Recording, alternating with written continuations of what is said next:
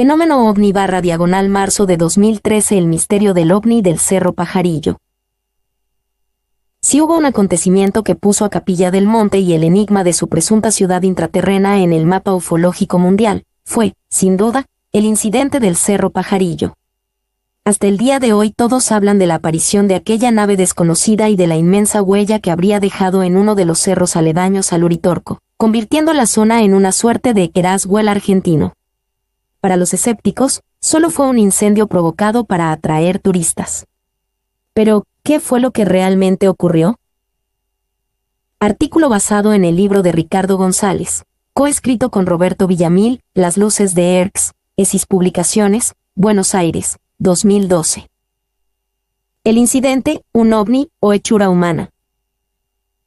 Según se cuenta, fue el 9 de enero de 1986. En ese condenado día de tormenta se produjo el potente avistamiento de un ovni. Aquello era un objeto concreto, una suerte de aparato lenticular que emanaba una intensa luz rojiza. El ovni fue observado desde la humilde vivienda de la familia Gómez, que estaba situada en Quebrada de Luna, localidad de Charbonge, a unos 10 kilómetros de Capilla del Monte. La luz del aparato era tan intensa que llegó a penetrar la casa espantando a Gabriel Gómez, un niño de 12 años en aquel momento, y a su abuela, hoy fallecida, doña Esperanza Gómez, y la hermana de esta, Sara. Gabriel, a pedido de su abuela, se acercó a la ventana para cerrarla y así impedir que esa luz rojiza siguiese entrando. El niño fue quien vio con claridad el objeto. En su día lo reportó así. Era una cosa redonda con esas ventanillas. A la altura de estas, alumbraba la luz roja y la de arriba era clarita. Me dio mucho miedo. Luego de cerrar la ventana me acosté, pero la observé por la ventana de mi habitación, mientras pensaba que el ruido que escuchamos al principio pudo ser un auto, pero nada tenía que ver con la luz que vi, porque ésta no hacía ruido. Si realizaba constantes cambios de luces, inclusive cuando se apagaba, se apreciaba una pelota achatada que mostraba desde los bordes externos unas líneas de luz blanca, como tubos fluorescentes que se dirigían a su centro. Mi abuela no cree en estas cosas, pero lo que vi no era un avión y no hacía ruido. Pero allí no quedó todo. Por si esto fuera poco, el extraordinario avistamiento se asociará a una inmensa marca oval de pasto quemado que será hallada al día siguiente en el Cerro Pajarillo, el lugar de las pajas amarillas, cercano a la vivienda de los Gómez. La huella en cuestión medía unos 122 metros de largo por unos 64 metros de ancho. Lo curioso es que la paja brava estaba quemada en la parte superior, y de abajo, nada. Los escépticos que llegaron más tarde a la zona sostendrían lo contrario, algo muy diferente a los incendios forestales que son tan frecuentes en esas sierras. El lugar, pues, habría sido quemado desde arriba. ¿Qué generó la impresionante marca? ¿Acaso estaba relacionada con el avistamiento ovni de la noche anterior? A raíz de este suceso empezó el debate entre la hipótesis extraterrestre. La huella del pajarillo fue hecha por la presunta nave que vieron los Gómez y poco después la réplica de los escépticos, que aseguraban de que se trató de un incendio provocado para atraer turismo ufológico a Capilla del Monte. Pero si la marca no fue en Capilla del Monte, aclaraban los investigadores locales, si alguien hubiese querido hacer promoción del pueblo con un montaje ovni, hubiese quemado las sierras de aquí, o el propio Cerro Uritorco, no un campo de difícil acceso en el Cerro Pajarillo que está distante, razonaban. La controversia estaba servida. Y el supuesto incendio provocado no bastó para echarle tierra al asunto. Más tarde surgió otra teoría. La huella había sido generada por la caída de un misil argentino que estaba en un vuelo de prueba.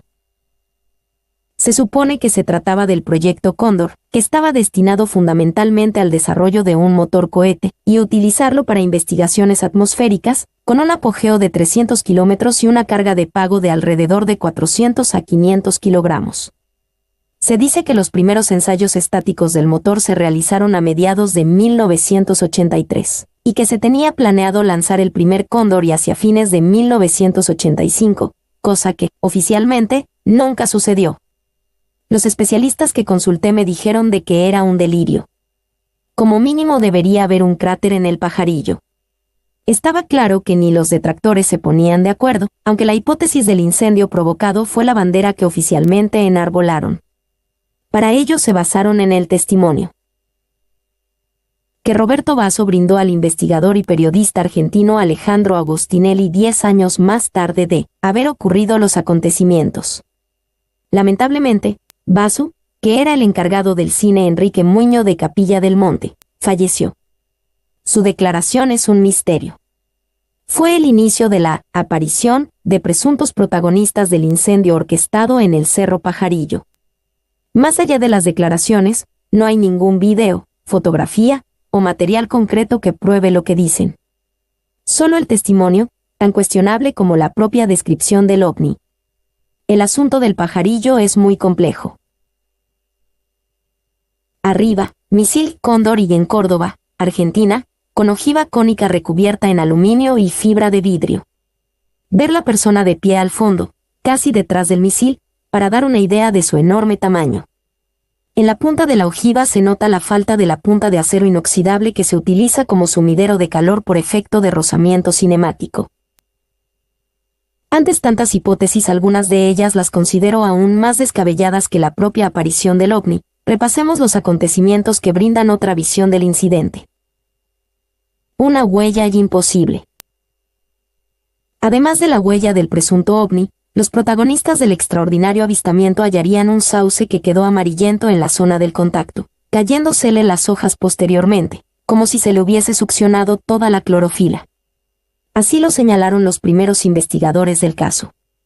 Por si ello fuera poco, en agosto de 1987, la misma huella dio que hablar cuando un incendio y probado de que fue humano quemó 20 kilómetros de sierra, y los 122 metros de la huella del pajarillo permanecieron intactos, siendo que las matas que había en ella eran tan combustibles como las que se hallaban alrededor. ¿Cómo fue posible? El desaparecido investigador Jorge Suárez, un gran amigo, a quien tenemos en nuestro corazón con los mejores recuerdos, fue un testigo directo de estos acontecimientos. El CIO, Centro de Informes OVNI, que continúa operando en Capilla del Monte gracias a su mujer, Luz Mary López, reunió abundante información sobre el incidente como para concluir de que era auténtico.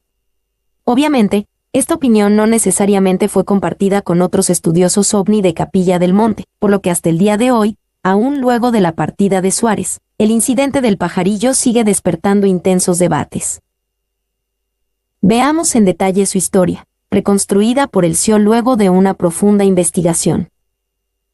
La noche del 9 de enero de 1986, en una finca rural ubicada a metros de la Ruta Provincial 17, que corre paralela a la Sierra del Pajarillo y que une la Ruta Nacional 38 con el paraje conocido como Las Grutas de Ongamira, se encontraban 3 integrantes de la familia Gómez: doña Esperanza, su hermana Sara, que residía en Buenos Aires, y su nieto Gabriel, de 12 años de edad, que vivía en la vecina localidad de Cruz del Eje y, como todos los veranos, pasaba sus vacaciones en casa de su abuela.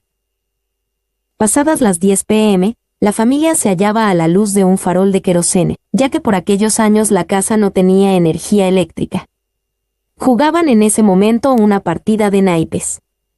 La noche era muy calurosa, como corresponde a la época estival de la región al norte del Valle de Punilla, por ello las puertas y ventanas de la modesta vivienda se encontraban abiertas. De pronto, doña Esperanza cree escuchar el ruido de un auto que parecía llegar a la finca. Al fijar su atención en ese sonido, interrumpió el juego. Sara y Gabriel también habían escuchado ese ruido. A continuación vieron que una potente luz roja, penetrando por ventanas y puertas, iluminó toda la habitación. Sorprendidos, se incorporaron de sus sillas y se dirigieron hacia la ventana que da al frente de la casa, y vieron una luz roja muy grande que corría de un lado al otro por las lomadas del Pajarillo, y momentos después, la vieron sobrevolar la chacra para luego posarse sobre el sauce que se encontraba a unos 10 metros de la casa. Nota: si fue el misil Cóndor, la NASA hubiese temblado al ver todos los movimientos inteligentes que hacía el cohete argentino. Doña Esperanza sintió mucho miedo, ya que pensó que esa luz podía dejarlos ciegos. Según ella, era verdaderamente enceguecedora. Junto a Sara, se retiró a las habitaciones interiores, mientras llamaban enérgicamente a Gabriel, que se había quedado inmovilizado en la ventana, observando ese extraño objeto que tanto pánico le había provocado a su abuela y a su tía. Entonces, doña Esperanza le dijo a Gabriel si quería cerrar la ventana. Cuando fue a cerrarla, a través de la reja, el joven vio en mayor detalle al desconocido visitante, una cosa redonda con ventanillas. A la mañana siguiente, llegó a la casa el hijo de doña Esperanza, Manuel Gómez, que regresaba de su trabajo nocturno, y al pasar por la ruta frente al pajarillo, observó una extraña mancha ovoide de color negro sobre la ladera sureste del cerro. Al comentar luego con su familia esta circunstancia, le relataron la noche de miedo que habían pasado.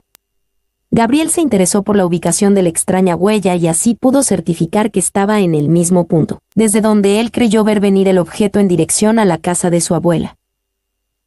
Fue tanta la sorpresa de Manuel por el relato de su familia y la aparición de esa fracción de pastos quemados en la sierra, que decidió ensillar 2 caballos, y acompañado de Gabriel, se dirigieron al lugar. El primer intento fue fallido, ya que equivocaron la senda. Por eso, un tanto desilusionados, regresaron, pero con la fiel promesa de volverlo a intentar al día siguiente. Así fue como, por fin, bien orientados, llegaron al lugar. A Gabriel le pareció raro lo que veía, estaba todo quemado en una gran superficie, pero de una forma curiosa, ya que la paja brava estaba quemada en la parte superior, y de abajo, nada, algo muy diferente a los acostumbrados incendios forestales que son tan frecuentes en la zona. El lugar había sido quemado desde arriba.